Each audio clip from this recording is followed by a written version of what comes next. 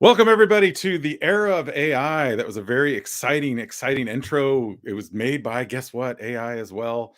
I'm your host, Carl Hooker. Thank you for those of you that are joining us live right now during this live event on LinkedIn, YouTube, or Twitter. Actually, it's called X now, but it'll take me at least 10 more years before I don't call it Twitter. I'm an educational consultant and author and speaker here in Austin, Texas. And I want to welcome you to this event. Of course, we're going to be discussing a lot about AI. And before we get into too much of that, I want to just say a quick shout out and a thank you to our partners at Microsoft for supporting this important conversation around AI. This isn't going to be just about Microsoft AI. I know they have some great things coming out there, but this is more of a general conversation. And Microsoft really, to their credit, is trying to make sure that they're a part of this conversation too, and figuring out ways that they can help schools in general when it comes to AI use in schools. Before I introduce our guests, a couple other housekeeping items. This webinar is being recorded and will be available to view afterwards. Of course, if you're watching it right now live on YouTube, Twitter, or LinkedIn, you can actually comment in the comment section of one of those platforms and questions will pop up. On occasion, I will show a few of those to our audience as well. So we do want to involve you in this conversation as much as possible. I will be asking the panelists some questions in the 30 minutes that we have. So this is not a full 1 hour. We're doing 30 minutes. This is fast and furious. I will tell you that the questions come from you. We had over 160 folks register for this event. And in doing so, I asked a question is what questions would you have for the panelists? So of course I gathered all those questions. And what did I do? Did I read them all one by one? No, I of course put them into ChatGPT and said, summarize this for me. And now give me the questions that I want my panelists to have. We have some folks joining us right here. Jenna Lee in the house with their own logo. They're joining us from YouTube. David also joined us from YouTube. Hello there. Greetings, everyone coming in that way. So again, the questions come from you. They're crowdsourced from you to our panelists today. They kind of really, I've shown them a little bit of it, but they're coming just to share with us their ideas and their thoughts when it comes to around AI and everything like that. Also, I'm going to remind you to hang out to the end because we do have a little surprise coming up at the very, very end. But without further ado, I want to invite up our guests. So Lisa Nielsen, I've known for a long time. Lisa is, she could run through walls. She can get run over by cars. It doesn't matter. She survives. She is a powerhouse in the world of education. Lisa, give us a little bit about yourself. Tell us what you are, what you do. Yes, thank you. So I am best known for my blog, The Innovative Educator, at innovativeedu.com. I've written several books, but I've also been an educator and an administrator since the 90s. I know I don't possibly look that old, but I've been doing this for a long time. And I love technology. I've usually been, as soon as something comes out, I'm so excited to use it, try it. And I'm kind of fearless with the technology, and I'm excited to talk about this with you today. Awesome. And her colleague / cohort / partner in rhyme and crime, we have Laura Ogando. Thank you so much for joining us, Laura, as well. Tell us a little bit about yourself, Laura, what you do for a living. Thank you. So as you said, I work with Lisa. We get to be partners in crime. But I actually started out in the classroom. I'm elementary ed. I worked in special education. I taught for 6 years doing special ed before I moved into more of the technology role. And that's actually something that I continue to hold a passion for. As we use technology in the classroom, as we're using it with students to connect and make our world so much easier, we can't forget that for so many of our students and our families with disabilities, it takes just a little bit extra to make that tech accessible. So it's something I'm still, supporting folks in, because while technology is great, sometimes it leaves behind certain folks and people. We need to, find ways to actively keep them in this work too. And as two people that have been involved in technology as long as I have, or not almost as long as I have, I'll say you've probably seen a lot of changes over the last, couple of decades when it's used in our schools. This latest one, of course, which is the focus of the topic of the webinar itself, is AI. Let me start out by asking both of you this. What role does AI play in your current role? Like, how are you using AI to be kind of in a part of your current job, or are you using it? Laura, you want to go first? Sure. So I think Lisa will probably echo this, but how are we not using it, right?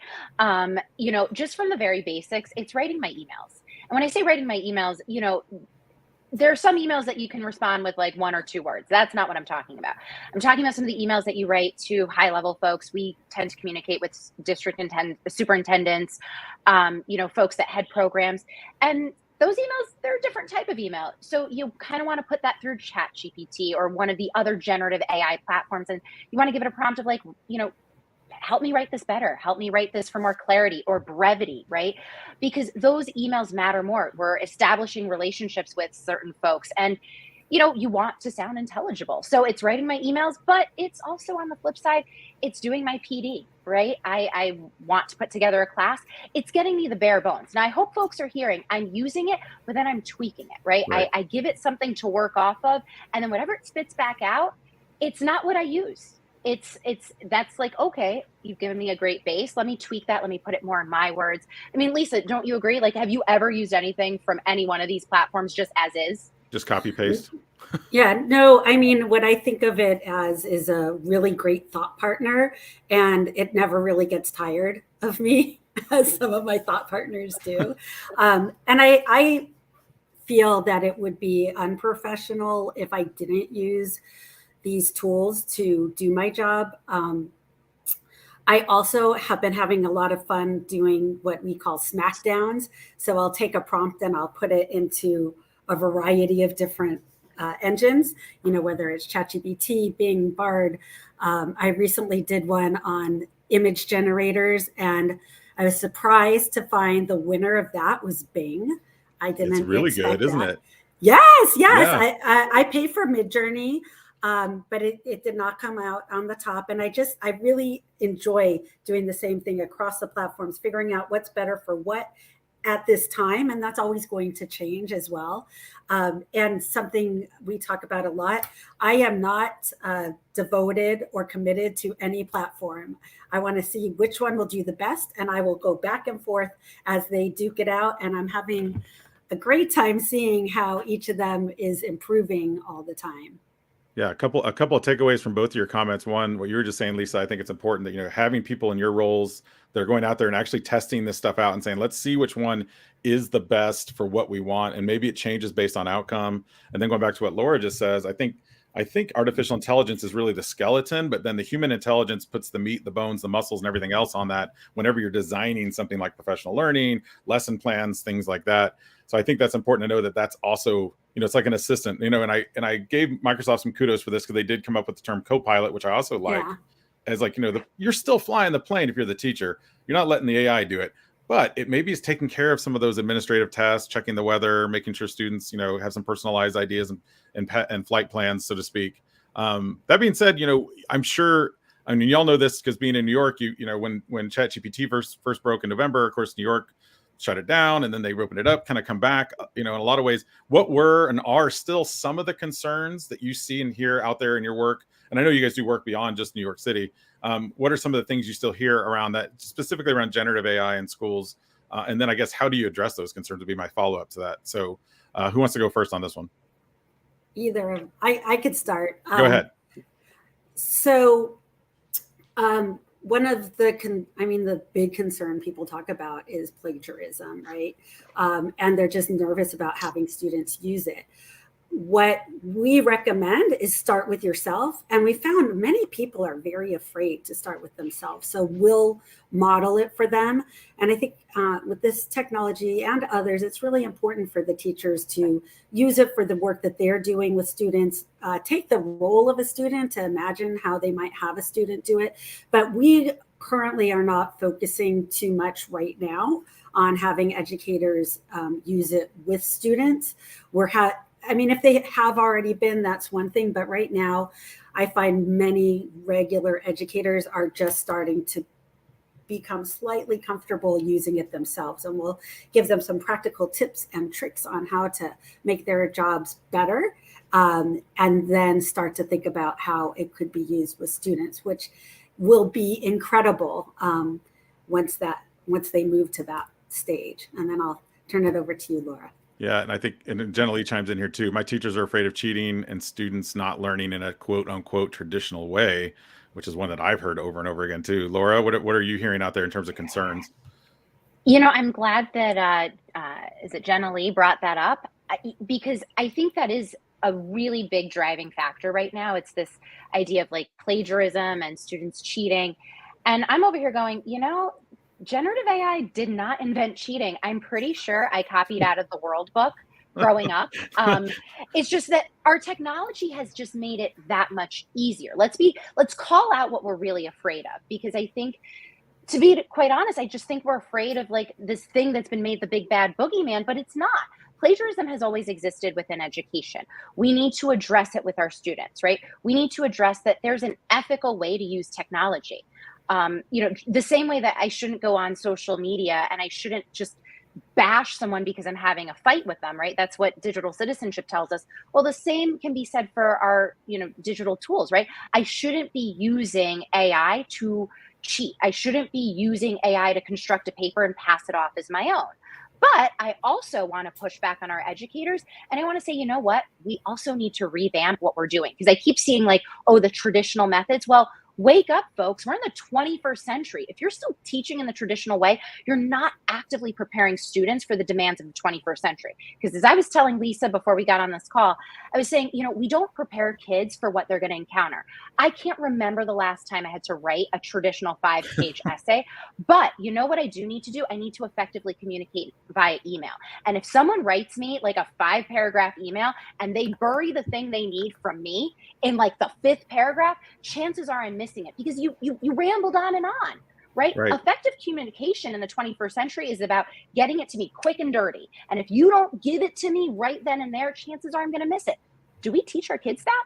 Because I think we do the exact opposite. We hold on to a lot of traditional values and assignments because of the nostalgia, and not because we're actually teaching the skills that students need to be successful. Yeah, I want to follow. Let's dig a little deeper on that point. And I think this is important. And Laura, you're getting yes, a lot of snaps for me as I'm hearing you talk about it. And I think, you're right. Yes, the first form of copying was like pen on my hand as I copy things out of the World Book. I love that you use that reference. And then it was the calculator or the calculator watch, which I also used to own, that little Casio thing, and that was banned, of course, from schools. And then Google, and then what's going to happen? We got to make things ungoogleable now, and now it's AI. Yeah, it keeps going, right? Yeah.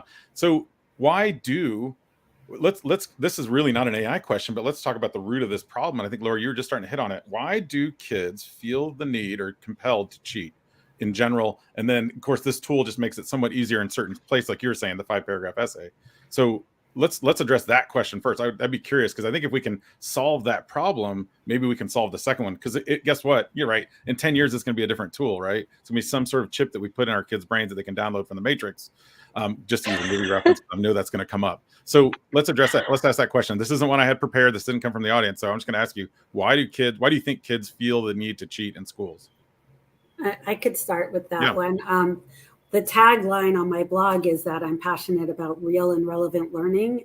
And if they're doing something that they don't feel is real and relevant, then they're just doing it for the grade, because it's not important for their lives. And we want to help students have work that's actually real, relevant, and they care about. And if it is something that's real and relevant, I mean, AI is being integrated into all of the tools and platforms that we're using, and they will use AI to do their work, because it will make it as great as it can be. And as Laura was saying about, real writing, what is real writing? Teach them how to do real work in their real context. And they're going to be cheating themselves if they cheat. I love that. Yeah. Back to that context again, Laura.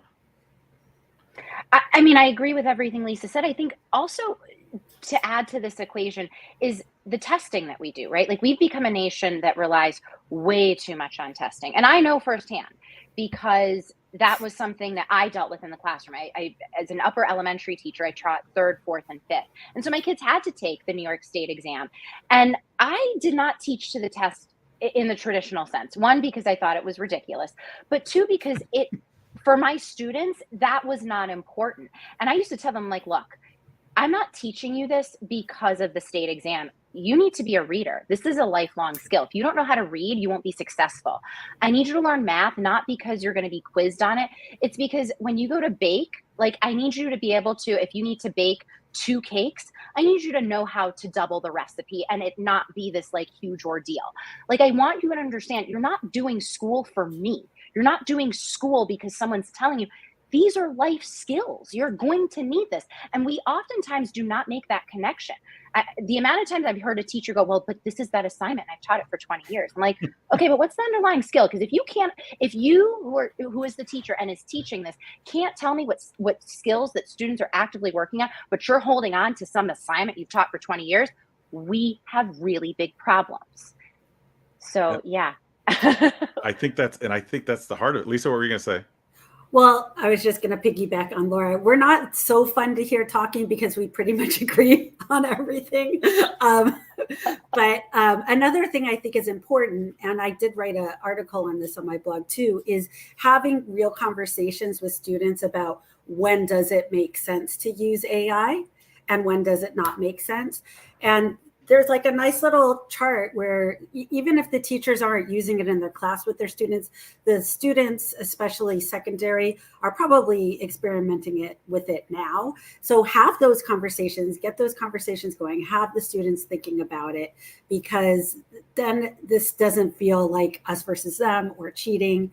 And I would like to mention Common Sense Education. They are coming out with many tools that will tools and lessons to support the use of generative AI. And many of our other companies that we use for EdTech, like code.org, are going to be creating supportive toolkits for schools and districts to be using. So, and they're free. So look at some of those resources to help with that. Yeah, we love free in education, that's for sure. Generally, also sharing. Again, it's about the learning and process. And I think that's kind of at the core of what you guys are both saying. It's this idea, and this is, I think, the core of why kids cheat. We focus a lot in education, as you say, traditional, Laura. Traditionally, it's on an A through F grading scale with state tests are still the big bearers of everything to prove that we know what we know, and that's product focused, not process focused. And I think if you continue to be product focused, then AI is going to be easy to cheat with. If you're process focused, guess what? It's hard to cheat. It's hard to cheat process. Like, what do you think? What do you reflect? How do you feel? Those kind of things can't really cheat yet. And maybe in 20, 30 years we might, but that's still a long ways away, and I'll be retired by then. But, so to speak. I do think there's an interesting idea here, and I'll bring this up too. And you guys have kind of touched on this a little bit. So, let's go back to teachers and administrators, because I think some of the concerns and some of the fear comes from, what H.P. Lovecraft calls the strongest fear of all, and that's fear of the unknown. And so how do we help teachers and administrators become more proficient at it? What are some, maybe those first few steps? Like Laura, you talked about email being one, and maybe that's where you start. Maybe let's use that as an example. Where are some ways to maybe get administrators and teachers kind of on board with it and say, hey, try it for this and see what happens? And I've got a funny story to share, but I want to hear from you two first. Laura, go ahead. Well, yeah, it's like I said, it's starting with something very low level, like email generation, is an easy way to incorporate generative AI. We see too many of our administrators just in general treat tech as like oh my gosh, I don't know, right? Like, I'm not the tech person. I don't know how to do this. And so they don't even try it. They don't even with things like social media, which schools are having to contend with because there may be situations of online bullying, right? So we've heard administrators go, I don't even have Instagram. I don't even have a Facebook. I don't know what to do with that. Well, that's not a valid excuse anymore. Like, this is our day and age. We do need to meet students where they're at, and whether they're using it with us or not, they're using it. So let's start incorporating these technologies. When it comes to generative AI, use it for your email. Use it to generate an agenda that you're going to use with your staff. Try it out. Even, you know what? Forget the email and the staff. Use it for you personally. Like, one of the first things I started doing with it was like, generate a meal plan for me. Like, I don't know about anybody else. I love to cook, but like, deciding what to make every night after a while is just like, oh my God, I don't know what I'm cooking tonight. I don't know. Tell one of these generative AI systems, make me a weekly like dinner menu that I can cook 20-minute meals in under, and start from there. You will be surprised. Like, if you haven't used it for you personally, you don't even know what you're missing. Okay. Like, forget education, forget the professional world. I'm telling you, like, use it for you, like, to make your personal life better. I feel like personal growth has been especially important during the pandemic. Like, people came up with like all sorts of workout programs and like, the mind body self-care. Get generative AI to set you up with like some things to help your life, because it really can do that. Well, it goes back to it goes back to what you were just saying earlier about student authenticity. I mean, make it authentic, make it real, make it personal. That's everything we want the kids to do. Why not have the teachers do that too? I love that example, Laura. Yes, Lisa. What about you? How do we get teachers and administrators on board with this? So Laura was the recipient of hearing some of the poems and songs that I had generative AI. Oh boy, can we get one now? Can you make one right now? I don't have them memorized. Oh, okay. Although I did do one in the style of Run DMC about getting run over by an SUV. Oh my goodness.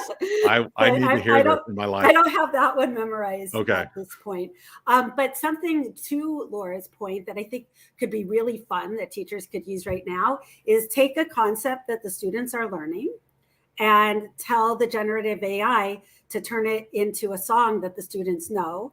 And so the class could learn that concept through a song that they sing together that the class already knows. So that's another just fun, low stakes way to try it out. I also have been writing stories about students, and that feature them. And every student, you can give every student their own book at their reading level. Like these are not scary things to do. And the kids love it. And then you could use one of the image generators to give images to the story about the student. You could do that even in front of the class, show them how it works. Like it's been really fun. And then we also did plays and we had like the students act out the play. So much fun it's been to do this. So I got to get you guys give personal examples. I mean, I want to hear the SUV rap at some point. And I got to see Laura's meal plan. Mine was, I think, what did I do? Oh, I said retell the American Revolution as told by Monty Python, and it was, I mean, spot on, pretty darn solid. It like listed like the whole character trope, how it would go through it, which is kind of ironic given that they're British and all this. But no, my quick story was I was doing a training recently with some teachers about it, and of course in the back of the class, and here in Texas, you can identify these characters usually pretty quickly. They usually sit in the back. They have the school logos blazoned all over their shirts. They have a whistle. They have sunburns and suntans. You could tell they're the football coaches. And those are usually the hardest ones to reach because they're in the back chuckling. They're not really paying attention. Well, so these coaches were back there and I said, what are y'all doing? Like, oh, we're making it do all these funny things, but they weren't really doing anything professionally. And I said, could you use this in your daily life as a coach? And like, nah, it's just technology. We don't really. I was like, oh, okay. Challenge accepted. And I said, so who are you playing this week? And they said, we're playing this high school, Edinburgh. They have a pretty good, like, what kind of defense? He goes, oh, they have a 4-3 defense. I was like, cool. Y'all just lost your running back, right? And they're like, yeah, how'd you know? And I was like, well, I found out in an earlier training. So what are you going to do? He's like, well, we're probably have to pass more. And I was like, do you have plans yet or plays? And they're like, well, we're trying to figure that out. I was like, open up. So sure enough, they did. And I said, how do you go up against a 4-3 defense without a running back? And it spit out like 15 plays. And they're like, what just happened? And I was like, I know. And then they said the most profound thing. They said, what is the point of us anymore? And I said, what do you mean? They're like, why do we even exist if this can do it for us? Like, can it though? Because who's going to implement, who's going to execute, who's going to motivate those kids to actually do all of those things? Now your job as a coach and a teacher becomes so much more important. I do hear that a lot from teachers. They're like, well, if AI makes a quiz for me and the kids are using AI to answer the quiz, then why are we even here, right? So what would you say to that? What's your answer to that? Because I think there's this feeling of guilt that we're using it to kind of cheat as teachers, even like to create lesson plans and quizzes and things. But how would you respond to that? It's the best of both worlds. And I love that actually this became a sports thing because the sports world is grappling with this. This is what sabermetrics is all about. Yes. And I'm going to tell you right now, I'm a Yankee fan. All right. We did not have a good season. Yeah. I know. But you live there. We did not. Yes. I mean, but I'm a diehard Yankee fan. I bleed blue for them. And Aaron Judge just talked about this. Unfortunately, we have a GM that is focusing too much on analytics. And this is where we need to understand it's not one or the other. It's the marriage of both of them together and utilizing the kind of the data and the analytics, but also understanding there's always a human element to what we do. Right. So to the point of like, wait, this just made us obsolete. No, it didn't. First of all, there's always a human element. We work with kids. And I mean, I used to work with elementary kids. You want to talk about the most unpredictable group of human beings. It is. And the lower the grade, I mean, when I taught pre-K, I was always like, oh, I did not plan for that in my lesson. So, bodily fluid. Yeah. Yeah. Oh, yeah. So all this to say, look, you're going to use both. You're going to use the AI because what I see AI is doing is it gives me those octopus arms I always wish I had as a teacher, right? Like, Ooh, hello, they always put stuff on our plates, they never take things away. Let me use the power of AI to alleviate some of that so I can actually focus on the things I need to. It is not a replacement. And we keep looking at it from that lens. And that's just not the right way to look at it. So, those coaches who are like, oh, I just became obsolete. No, you didn't, because you know what? At the end of the day, this is still a human sport played by humans on a field. And even though it just spit out 15 plays, you got to still get the players on the field to right. execute that play. And if they don't execute it the way that the program spit it out, it's not the same anyway. So there's always a human element. It's the combination, it's not an either or. Yes. I think also we know as educators that if you want to reach their minds, you have to touch their hearts. And it gives us much more of an ability to develop those relationships with our students. And in the case of Laura and I, our students are actually adults today. And we really get to focus on those relationships. And they love us because we can help them make their jobs much easier using these tools, whether it's creating lessons or doing assessments. All of this, like, they got many hours back in their week just by implementing some of these things. So that's been a fun thing for us I think to that time, support our yeah, teachers. yeah, that time scarcity is a big part of it. And then going back to that idea, what Laura was just talking about what the role of a coach, what the role of a teacher is, humans teaching humans is still a big part of this. And I think it's my response also to those coaches was like, how many coaches do you think are using AI right now to help them with coaching? And they said, well, none. And I said, well, what's going to happen eventually over time is what? They're like, oh, the same reason why you see tablets on the sidelines now, the same reason why you Yes. see drones being used to help kind of with different play, when you're doing practice and things like that. I go, you're going to be ahead of every other coach in the state of Texas. And when you say that in Texas and you say football, they get real excited. But it still, again, goes back to that idea of humans teaching humans. There was a funny example of this in 2008 where a Japanese school used a robot to teach a bunch of 5th and 6th graders. And at the beginning, they talk in the report, it says the kids were captivated by this robot looking android person, and they were staring at the person and like real focused, right? Because it was just unusual. But by after lunchtime or so, they had started poking it, pinching its face, knocking it over. It couldn't do anything.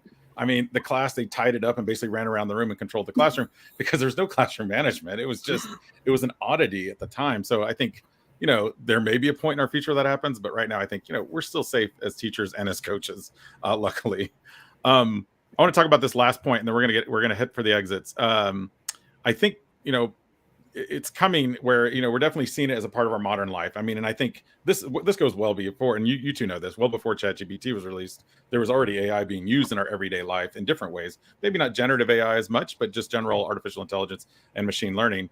So as it becomes more of that life, how would you advise schools to kind of work on policies or guidelines to ensure that we have that kind of safety and privacy, idea in the back of our mind, but at the same time balancing it with innovation? Because I feel like this is the game we've been playing for the last couple of decades as technology has infiltrated schools. Is we as leaders of our schools have to figure out what is that careful balance of innovation without also compromising privacy? Because I'll be honest, it may not be even the tools that are compromising that. I know of a principal who shared this with me recently where he said, oh, I used ChatGPT to take all the student data and I just copied and pasted it and put it. And I was like, wait, you did what? He goes, I put all the student data in ChatGPT. I was like, you just did what? No, You no, just no, put the no. data in there manually.